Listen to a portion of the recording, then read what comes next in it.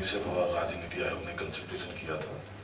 और इस दूसरे और आखिरी, जैसा कि पूजा ने कहा, we are trying to close the loop as a follow up. जो हमारा पिछला कॉन्फ्रेंस था उसके फॉलो अप में इसमें कोशिश हम लोगों की ये रही है कि जो मेडिकल प्रैक्टिशनर्स हैं, जो स्वास्थ्य के क्षेत्र में काम करने वाले लोग हैं, उनके साथ डिस्कशन किया जाए। और इसकी तैयारी की बैकग्राउंड में बताऊं कि इसमें हम लोगों ने लगभग जो इनविटेशन था उसमें 14 आए हुए हैं, हमारे डीएस से आए हुए हैं। और सर इसके जो हम लोग अभी आप लोगों ने देखा भी, जो एक जर्नी है हम लोगों का, किस तरीके से बर्थ सर्टिफिकेट उसमें इम्पॉर्टेंट रोल प्ले करता है, एंड ऑल्सो डेथ सर्टिफिकेट। हम लोगों का जो काम है सोशल प्रोटेक्शन का, उसमें सबसे इम्पॉर्टेंट है कि बर्थ रजिस्ट्रेशन जैसे ही वो हमारा हर बच्चे का लीगल राइट है। जैसे ही जन्म लिया उसने, वो एक सर्टिफिकेट है जो उसको पहचान देता है। तो वो सर्टिफिकेट मैं अपने प्रेजेंटेशन में शेयर करूँगी। हमारे प्रदेश में बहुत अच्छा काम हो रहा है। NFHS के तहत 94% बर्थ रजिस्ट्रेशन अंडर 5 होता है। डेथ रजिस्ट्रेशन में कम है, 70% के करीब है। फिर रूरल अर्बन है। तो ये जो नंबर मैं बोल रही हूँ, ये नंबर तो 94% अच्छा है, बट हमारे यहाँ 52-53 डिस्ट्रिक्ट्स हैं। अब उन डिस्ट्रिक्ट्स को जब हम देखते हैं तो वहाँ पे नंबर काफ़ी अलग अलग दिखते हैं। और उनका कारण जो होता है, एक हमने जैसे अक्टूबर में काम किया था, हमने एक स्टडी किया सबसे पहले जब हम इस पे काम करना शुरू किए। तो स्टडी से निकला कि कहाँ नंबर कैसे है, क्या है। और उसके बाद फिर हमने डिस्ट्रिक्ट स्टैटिस्टिकल ऑफिसर्स लोगों से बात किया, क्योंकि वो डेटा को मॉनिटर करते हैं, वो देखते हैं। और उसके बाद जो हमने उसमें निकल करके बहुत इम्पॉर्टेंट, जब डेटा को देखते हैं तो स्टिल बर्थ और लाइव बर्थ का आता है। तो उसी में से सजेशन आया डीएस प्लानिंग से कि सेंसस से कि एक तो है कि 94% को कैसे हम 100% करें, क्योंकि अभी भी 100 बच्चे को अगर देखा जाए तो 6 बच्चे छूट रहे हैं। और जैसे इस सेक्टर में आए हुए सारे हमारे मेहमान, जिसमें खासकर डॉक्टर श्रीवास्तव साहब, यूनिसेफ की पूरी टीम और डिफरेंट जो स्टेक होल्डर्स हैं वो नीति आयोग की टीम, इतना इस सब्जेक्ट को मैं भी समझ ही रहा हूँ। मुझे ऐसा लगता है बार बार कि हम एक तरह से जिस हम वर्किंग को प्रोसेस कर रहे हैं इस समय, हमने कहीं ना कहीं देश में 2 देश बना लिए हैं।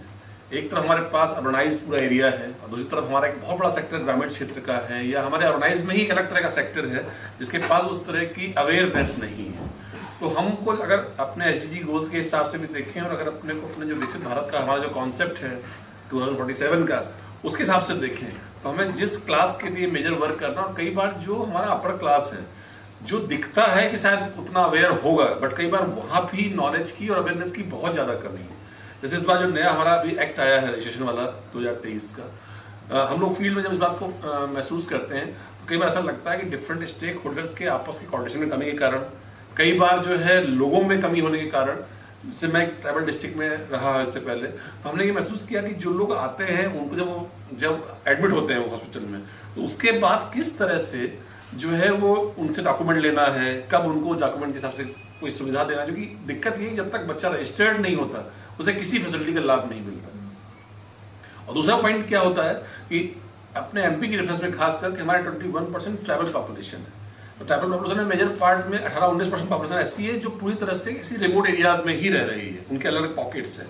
तो इसके एंगल से अगर हम देखें तो ये आज की जो वर्कशॉप है बहुत मायने रखती है कि हम आज जो भी बातचीत मिलकर निष्कर्ष निकालें शाम तक आप लोग, उसको भी हम अलग डिपार्टमेंट्स को दें, मैम उस पर जो इनपुट दें वो हम जोड़ें, ताकि हर चीज। जो एक और बड़ा गैप ये भी हुआ है कि कई सारे हमारे जो आंकड़े निकालने हैं, खासकर जो बच्चों की हेल्थ से लेकर है, एजुकेशन को लेकर है, आपको पता है कि अगर हर चीज आधार से जोड़ दी गई है, हर चीज रजिस्ट्रेशन के बेसिस पे ही निकाली जानी है।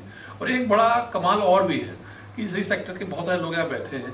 मेरा हमेशा मानना है कि जो हेल्थ सेक्टर के लोग हैं वो बहुत ही होशियार लोग अपने सब्जेक्ट के हो सकते हैं, बट कई जगह एडमिनिस्ट्रेटिव इशू हर जगह है, और एडमिनिस्ट्रेटिव इशू में हमारा मैनेजमेंट भी शामिल है, कोऑर्डिनेशन भी शामिल है। तो ये भी इशूज के कई मुद्दे यहाँ सामने समझ आते हैं कि हम जैसे आपको नगर निगम से कोऑर्डिनेट करना है तो वहां कोई नहीं सुन रहा, या कई बार तो पंचायत का सेक्रेटरी भी अपने आप को बहुत बड़ा आदमी मानता है तो ये इशूज भी हमारे सामने है। आप एक बहुत अच्छे डॉक्टर हो सकते हैं, बट अभी मैं एक मामला हमारे यहाँ समाधान में मैंने देखा कि 9 महीने से बच्ची पैदा हुई बट उसका रजिस्ट्रेशन नहीं हो पाया बर्थ सर्टिफिकेट के हिसाब से। अब वो समाधान में शिकायत आएगी, तब होगा, 4 लोग सस्पेंड होंगे, फिर हो जाएगा। फिर हम लोगों ने उसमें अभी अपनी लेटेस्ट एग्जाम बता रहा हूँ, सतना नगर निगम में उसमें पूरा हम लोगों ने स्कैंडल पकड़ा कि कुछ लोग करप्शन कर रहे थे, इसलिए वो हुआ कि 3-4 लोग सस्पेंड हुए। तो इस तरह के इशूज सबके यहाँ लेवल पे आते हैं। और एक चीज और महसूस की पिछले कुछ दिनों में हम लोगों ने कि जो हमारा मैनेजर स्टाफ है उनकी भी हमको प्रॉपर ब्रीफिंग करने की जरूरत है। कई बार वहां भी 2 तरह के लोग हैं, कुछ लोग ऐसे हैं जिनकी मेलाफाइड इंटेंशन है और कुछ लोग बोनाफाइडली गलतियां कर रहे हैं। और आजकल एक नया सिस्टम और आया है कि हमको वही चीज ऑनलाइन भी लेनी है। कई बार उनको नॉलेज कम होने के कारण डबल टिक कर दिया। जैसे भी मैंने जिले में देखा कि उन्होंने अपना जो डिजिटल सिग्नेचर है वो किसी और को दे दिया और वहां पर लोगों ने उसका जो महिला को लाभ मिलता है बच्चा होने के बाद उसके पैसे किसी और के खाते में चले गए। तो पूरा एक स्कैंडल निकल के आ गया वहां पर भी। तो हमें इन मुद्दों पर भी जो आज के सब्जेक्ट का मेन पार्ट तो नहीं है, बट जो लोग फील्ड से कनेक्ट है उन्हें पता है कि सारे सब्जेक्ट भी साथ में है। तो ये सारे मुद्दों पर अगर बात हो और उसके बाद इसका एक सोल्यूशन कुछ निकले कि हम क्या क्या प्रिकॉशंस कर सकते हैं इस मामले में, तो हमारा ज्यादा मुझे लगता है आज की बातचीत का फ्रूटफुलनेस होगा। मैं यूनिसेफ से बहुत पुराना जुड़ा हूं तो मुझे मालूम है कि आप लोग बहुत कोर सब्जेक्ट पे काम करते हैं, बट मेरा बड़ा साफ ये भी रिक्वेस्ट है कि फील्ड रियलिटीज में जो भी हमको अच्छे पॉजिटिव स्टोरीज और नेगेटिव स्टोरीज मिलती हैं, तो नेगेटिव स्टोरीज में डिफरेंस हटा के कि किस जिले का मामला है, कुछ केस स्टडी टाइप के डेवलप हो जाए तो जो दूसरे लोग हैं उनसे वो गलतियां ना हो। पॉजिटिव स्टोरीज तो आप जिले को नाम दे के दीजिए, अच्छी बात, सबका नाम होता है, बट अगर नेगेटिव स्टोरीज में हमको किसी का नाम नहीं भी देना है तो भी अगर हम कैसे रेफरेंस केस स्टडी बना के दे सकते हैं। तो हमारी एकेडमीज में हमारे नए बच्चे आ रहे हैं, अब हमारा डायमेंशन बहुत खुल गया है। जब स्टार्ट में एक बच्चा प्रशासन की नौकरी में आता है तो स्टार्ट में वो MPLRC से स्टार्ट करता है। हमें हेल्थ का तो आइडिया ही नहीं होता, लेकिन आपको हेल्थ की कई जगह सोल्यूशन करने होते हैं। तो ये बहुत सारे एस्पेक्ट्स हैं जिससे बात करने की जरूरत है और बहुत काबिल कंसल्टेंट भी हमारे बीच में आज यहाँ पर हैं। और मेरा बहुत साफ कहना है कि अगर हमको SDG गोल्स कवर करने हैं तो मेजर पार्ट है इक्वलिटी। वो इक्वलिटी सबको मिले और वो चीज सब तक पहुंचे तभी उसका फायदा है। अदरवाइज हम लोग ऐसे सेमिनार्स करते रहेंगे। मैं बहुत इसीलिए थोड़ा सा हिच में रहता हूँ सेमिनार्स में जाने में भी और वहां कुछ कहने के भी, क्योंकि बाहर जो खड़े हुए लोग हैं, जो आम पब्लिक का आदमी है, वो हमको लेके कोई बहुत पॉजिटिव थॉट नहीं रखता है। उसके मन में हमारे प्रति कुछ ना कुछ कहीं ना कहीं रखता है कि लोग पता नहीं क्या करते रहते हैं। तो मुझे एक और चीज कहनी है कि जो भी हम लिटरेचर बना रहे हैं, अगर उसकी थोड़ी लैंग्वेज पर काम कर लें, उसको थोड़ा इजी कर लें ताकि लोगों के समझ में आए। और अब तो हमारे पास ट्राइबल डिपार्टमेंट में और malnutrition, 6 suffer from severe malnutrition। और ये जो मैं बात कर रही हूँ डेटा, ये NFHS का डेटा दे रही हूँ। मैटरनल मोर्टेलिटी रेशियो के बारे में मेरे साथी भी बात करेंगे, but just to give 173 is the national average और national average is 90। See their first birthday, 6 are unable to see their 5th birthday and 77 children are fully immunized। Prashant will also talk। तो ये इसलिए मैंने बताया कि जैसे ही वो जो बर्थ हम कोशिश करते हैं कि उस बच्चे को जो उसको चाहिए जिस एज में, फॉर एग्जांपल अगर पूछा जाए तो बर्थ सर्टिफिकेट की सबसे ज़्यादा ज़रूरत कब होती है, हमने डेटा में भी ये किया, तो सबसे ज़्यादा स्कूल में जब रजिस्ट्रेशन होता है तो बर्थ सर्टिफिकेट के लिए पूछा जाता है। तो बहुत सारे लोगों को ये नहीं पता है कि नहीं 21 डेज के अंदर वो बर्थ सर्टिफिकेट मिल जाना चाहिए and for 21 days there is no वो पर्सन नहीं है। तो there small things which can be done next. And quality data पे हमें फोकस करना है, कोऑर्डिनेशन जो है।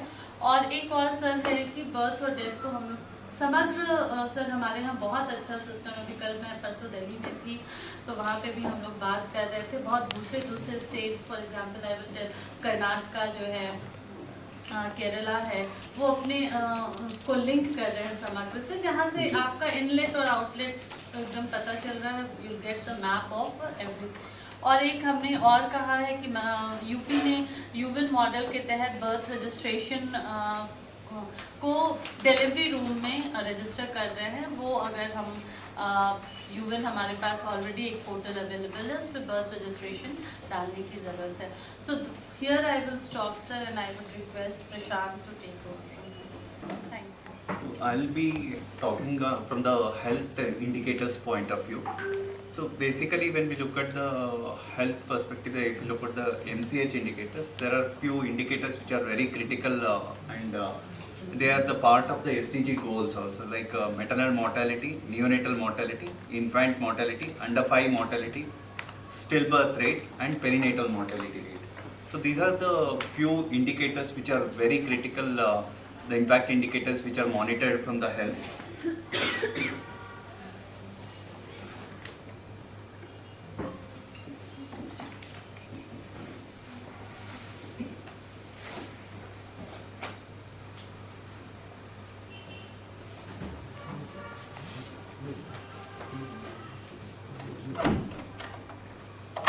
Which I just mentioned. Next slide. So these are the definition of each of the indicators which we are all aware of. Next slide. So if you look at the Madhya Pradesh, this will give us an idea of what is the estimated number of deaths and how much different systems are reporting. Madhya Pradesh has the, next slide, Madhya Pradesh has the second highest maternal mortality ratio. Next slide. And this is the trend of maternal mortality in the state. Actually, over the last 10 years, maternal mortality ratio has stagnated in the state of Madhya Pradesh, whereas India has continuously showing a decline. Next slide. So this is where I would like to draw attention of everyone. This is based on the SRS data, which is one of the most reliable data for mortality. And what is the estimated number of deaths, and as per our system, how much is reported and how much is what is the missing number of whether it is births or deaths. Live births, as per the SRS, 24.1 is the birth rate, which gives us live birth 21 lakh of live births, but our HMIS system captures around 13.5 lakh only. So there is a 7.5 lakh births itself being missed out. But pregnancies also, if you see the difference, we are able to register 18 lakh pregnancy, and births is 13 lakhs. So even among the registered pregnancy also, we do not have the entire outcome of the pregnancy. Maternal deaths, there is an estimated 3,650, whereas different system within the health system also we have 1,000 and 1,400 being reported. If you look at the CRS data, we need to look how many maternal deaths are reported under CRS also. If different data is saying different numbers, the one with the highest has to be the source for comparison, which is here SRS data. Neonatal deaths, again, we are missing around 40,000 neonatal deaths, less than 28 days. Infant deaths, around 58,000. If you look at the stillbirths, there is a reverse actually. Stillbirths, SRS data, there is an underestimation, because stillbirth is actually little difficult to define for the community people or for the health functionaries also. So if you focus more on the neonatal death, they'll put it into stillbirth. And if you push too much on the stillbirth, they will become neonatal death. So the point here is we need to focus on different data source, what is the number we are getting, and every birth and every death need to be counted. When we mentioned about 94% of the under 5 children have been registered for birth. Actually, many children are born and die before getting they registered. If a newborn is born today and they die within 3 hours, if it is an institutional delivery, then only they get registered. If it is a home delivery, they never come into the picture at all. Even whether plan जो CRS work कर रहा है हमारा, इस विषय पर बात करेंगे। इसका जो हम जिसमें पंजीयन करते हैं वो पोर्टल है URL dc.crs.org.gov.in। इस URL पे पंजीयन किया जाता है। Next side. और जो अधिनियम 1 अक्टूबर 2023 से लागू हुआ है और उसके संबंध में मध्य प्रदेश शासन द्वारा रूल्स भी बना दिए गए हैं और 27 मई 2024 से नया पोर्टल लॉन्च किया गया था। और उससे पहले उसके बाद हमने जो वर्क कर रहे हैं, जितने भी रजिस्ट्रेशन फंक्शनरीज हैं, इनको हमारे जनगणना कार्य निदेशालय के मास्टर ट्रेनर्स द्वारा 25,448 अधिकारियों कर्मचारियों को प्रशिक्षित किया जा चुका है कि कैसे पंजीयन करना है। और इसके बाद जो अभी प्रपोज किया गया हेल्थ डिपार्टमेंट को, एक हमारे यहाँ से डीओ लेटर भी गया था कि हेल्थ फंक्शनरीज को उसमें medical certification cause of death के लिए ट्रेनिंग दिया जाना है। तो उसमें मेडिकल कॉलेज और जिला स्तर पर जो ट्रेनिंग दिए जाने के लिए प्रपोज किया गया है। Next slide sir. नागरिक पंजीकरण प्रणाली जो है ये बेसिकली 3 जो है ये जन्म, मृतजन्म और मृत्यु, ये 3 घटनाओं को पंजीयन किया जाता है इनमें। और इसका पंजीयन जो अधिनियम की 1969 और जो अमेंडमेंट 2023 में हुआ इसके तहत किया जाता है। नेक्स्ट स्लाइड चलो। और इसके अधिनियम के ये मुख्य बिंदु है जो 1 अक्टूबर 2023 से जन्म स्थान और जन्म तिथि को प्रमाणित करने का एक मात्र दस्तावेज है। और इसके जो डाटाबेस है उसको एपीआई से के माध्यम से जनसंख्या रजिस्टर, मतदाता सूची और आधार संख्या, ration card, passport, driving licence और संपत्ति पंजीकरण वगैरह के में जब भी जरूरत पड़े इसके लिए एपीआई के माध्यम से जोड़े जाने का प्रावधान है। इस पर कार्य भी चल रहा है।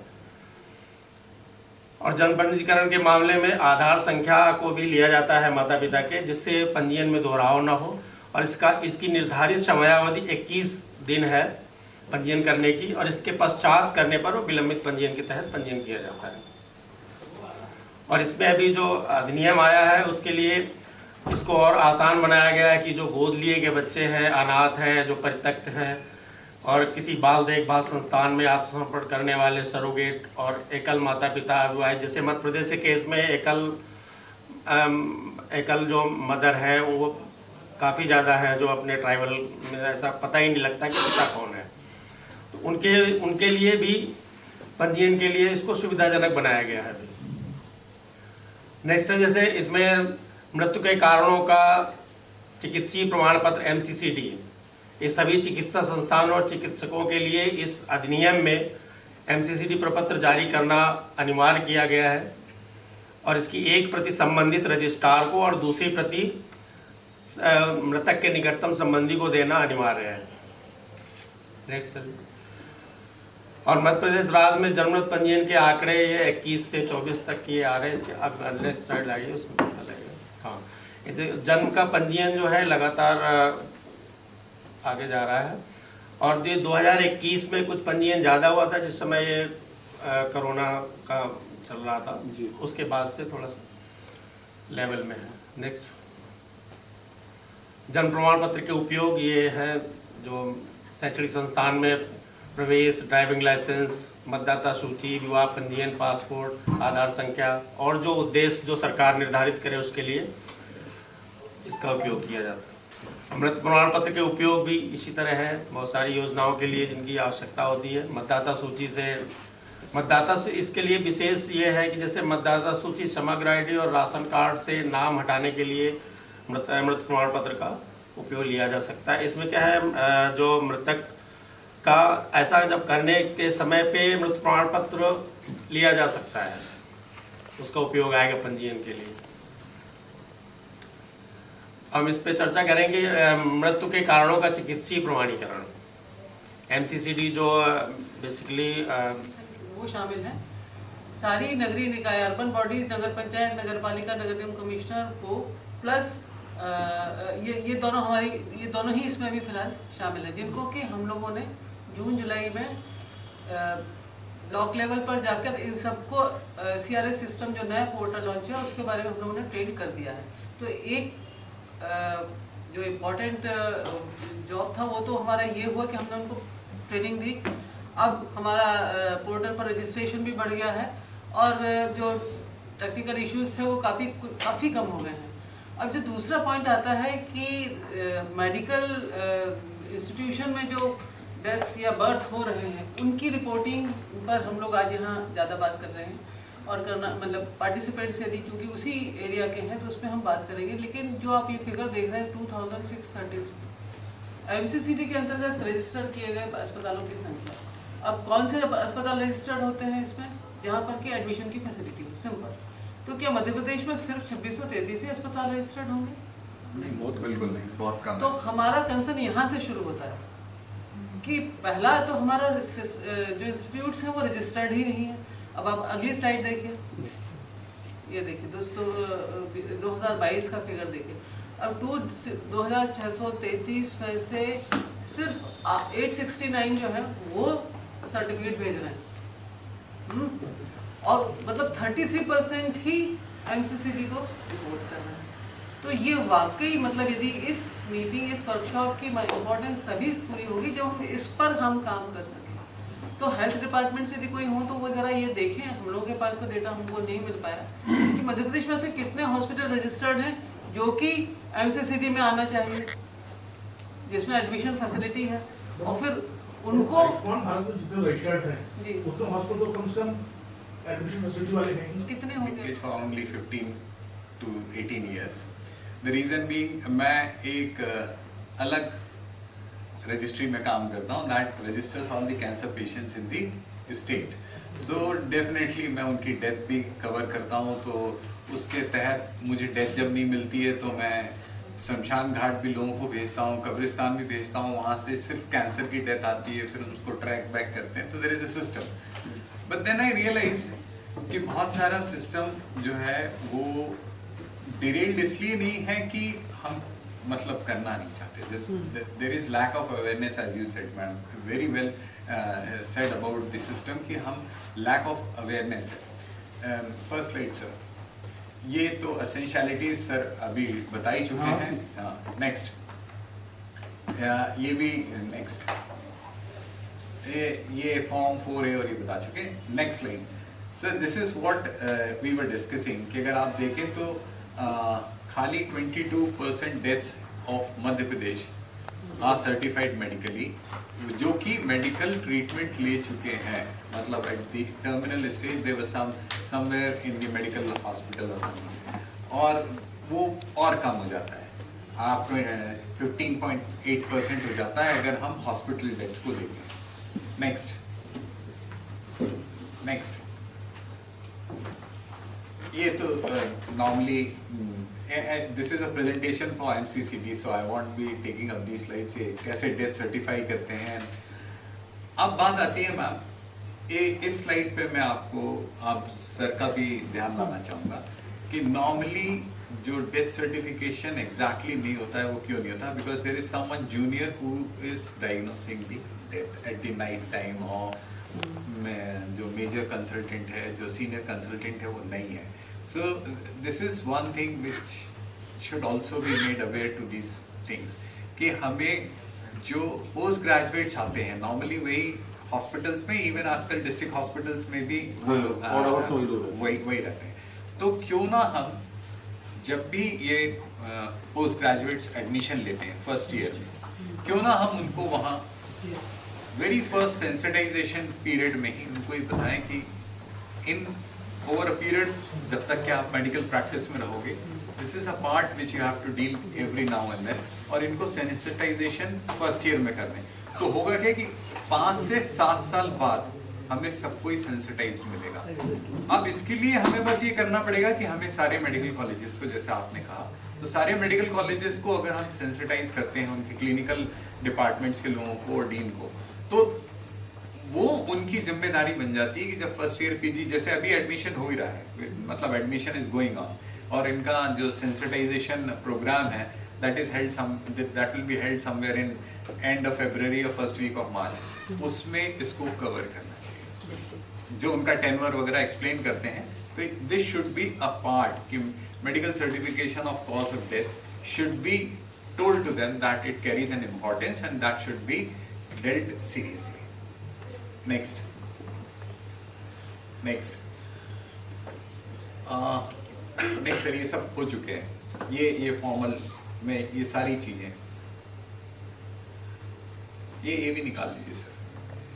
अब ये जो चीजें हैं ब्रॉड डेथ वाली, जिसकी अभी हमने बात की कि ब्रॉड डेथ है तो हम उसको रिपोर्ट नहीं करते हैं, लेकिन तब भी हम उसको रजिस्टर तो करते हैं, हम उसको ऑटोप्सी करके हम उसकी रिपोर्ट तो सबमिट करते हैं, वो भी मिस होते हैं। लेकिन आपको मैं बता दूं, किसी मेडिकल कॉलेज से ये वाला सर्टिफिकेट कभी मिस नहीं होता, क्योंकि ये लीगली कंपलसरी है, थाने से आता है बंदा, उसको ले जाता है and then he follows it up। तो कहने का मतलब है कि when it is being followed up, वो कंप्लीट है, तो हम बाकियों को क्यों नहीं फॉलो करते?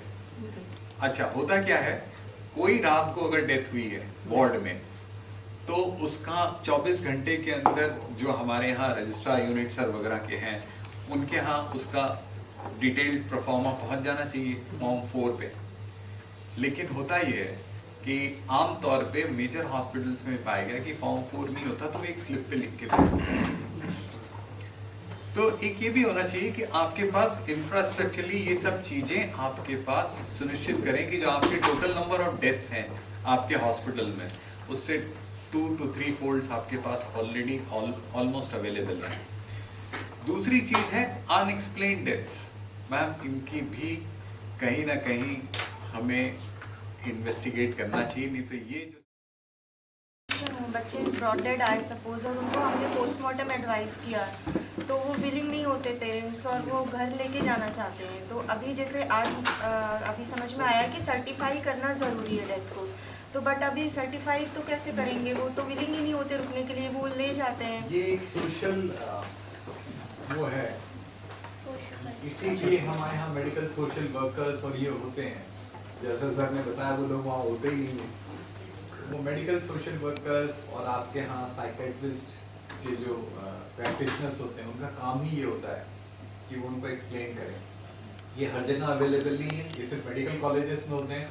इवन डिस्ट्रिक्ट हॉस्पिटल्स में भी ये फैसिलिटीज़ नहीं होंगी कि मेडिकल सोशल वर्कर को, लेकिन यही एपैथी जो है ना हमें डॉक्टर्स को एक्सप्लेन करनी चाहिए कि आप उस समय पेरेंट्स को या उसके घर वालों को कन्विंस कर सकें कि व्हाई इट इज सो।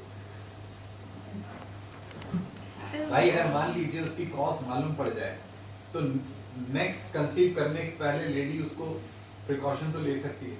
कोई अगर मान लीजिए कोई कंजेनिटल मालफॉर्मेशन था तो उसको मालूम तो पड़े कि भाई अगले बच्चे में भी वो हो सकता है, वो जेनेटिकल डिसऑर्डर उसमें भी हो सकता है। ये कौन एक्सप्लेन करेगा unless and until you do that autopsy and tell the person कि हाँ ऐसा हो सकता है। ये कन्विंस करने के लिए बात होती है। सर मेरा इनपुट ये था कि हम इसके लिए कोई राइटिंग में कोई गाइडलाइन या पॉलिसी बना दें, क्योंकि लोगों को अवेयरनेस नहीं है इसके बारे में। हर कोई मतलब हाथ झाड़ता है कि अब तो ब्रॉड डेड है, इसका तो कुछ हो नहीं सकता, तो उसको एक्सप्लेन भी उसी तरीके से किया जाता है। जो जूनियर लेवल पे जो ड्यूटी करते हैं उनकी बात मैं बता रही हूँ कि बस फिर वो बताएंगे अगले दिन की कल हम थे ड्यूटी पे, एक ब्रॉड डेड आए थे और वो रुके नहीं, वो चले गए, उन्होंने एमएलसी भी नहीं कराया, कुछ भी नहीं हुआ। तो ऐसा बहुत होता है। अगर उसके लिए कोई स्ट्रिक्ट रूल बन जाए तो फिर वो रूल तो नहीं बन सकता madam, this can become only a guideline, क्योंकि इन्फोर्समेंट की लैंग्वेज थोड़ी सरल हो तो उन बच्चों को भी हम रूट कर सकते हैं। और एक मैम मीटिंग आपके हम जनअभियान से करा सकते हैं। हाँ, तो उससे क्या हो, जनअभियान के पास एक बड़ा सेटअप है, जैसे भी हम उनसे नदी जोड़ों पे या वृक्षारोपण पे करवा रहे हैं। नर्मदा यात्रा में लोग बहुत बहुत मेहनत की थी उन लोगों ने। तो मैं इसलिए कह रहा हूँ वो एक ऐसा चाहिए सब्जेक्ट ऐसा है कि सबसे करेक्ट भी होता है। और खासकर जो मैंने महसूस किया जो हमारी लेडी यंग ऑफिसर्स हैं उनको ये सब्जेक्ट और जल्दी समझ में आता है, जो कि कनेक्ट होते हैं उससे। तो हम हमारे यहाँ आंगनबाड़ी, महिला बाल विकास में, शिक्षा में, हेल्थ में लेडी टीम बहुत ज़्यादा है इन कंपेरिजन टू पुरुष। अगर ध्यान से देखें तो हम इसको सही ढंग से ट्रेनिंग करा पाए और मटेरियल थोड़ा अट्रैक्टिव बना पाए और फिर हम उस पर कुछ एक्सपीरियंस सर्टिफिकेट भी लोगों को दें। इस वाले यूनिसेफ ने मान लीजिए 4 लोगों को भी दिया, इन्होंने बहुत अच्छा काम किया, वो उनको एक काम आता है ना, यूनिसेफ से हमको सर्टिफाई किया है और आप उसको वेरीफाई कर सकते हैं। तो ऐसे कुछ ग्राउंड हीरोज को हमें आइडेंटिफाई करने की भी जरूरत है। अगर आज इसी वाले सेमिनार में 2 लोगों को हमने सिर्फ सर्टिफिकेट दिया होता है तो उस आदमी को अच्छा मुझे स्टेट लेवल से आगे दिया गया, और ये हम लोग भी अपने यहाँ करना चाहिए, सबके लिए है। मैं Tamil Nadu working in a tool which is decision support system, जिसमें वो अंडर 5 जो भी कॉजेज होते हैं चाइल्ड के वो सारा असेस करता है। And till now 50,000 children in MP has been assessed. तो उसमें ये भी पता चल जाता है we have a digital record of every child की कौन कितने सैम हैं, कितनों को डायरिया है। So we can keep a track of those children for death purposes. This can be integrated. These 2 things can be integrated because we have a record and ये अभी और भी चलेगा. Like we have for child health, we are developing the same for NRCs and for maternal health and preconception health. So we'll have a digital record of mothers and children, so we can identify these registration and death records with those as well, if that's possible. Thank you. Something like क्या मैं पंचायत प्रतिनिधि हैं और अमला secretaries का है, ग्राम रोजगार सहायकों का है, और हमारे स्पेशल ग्राम सभाएं हो सकती हैं जो अपना एजेंडा हम दे सकते हैं जिसमें। और अभी अंतर्राष्ट्रीय महिला दिवस पे एक ग्राम सभा होने वाली है, तो अवेयरनेस जनरेशन के लिए हम कुछ कर सकते हैं। वेरी वेल, आप सर की मदद ले सकते हैं, लेकिन प्रोवाइडेड जो सर ने कहा था कि before something goes out. बेटा प्रॉपर्ली वेट हो, इसमें हम थोड़ी मदद कर सकते हो, बताइएगा फिर हम मतलब हमारे थ्रू रूट कर देंगे। इतना बड़ा हेल्पिंग हैंड नहीं करना। लेकिन सबसे बड़ी हमारी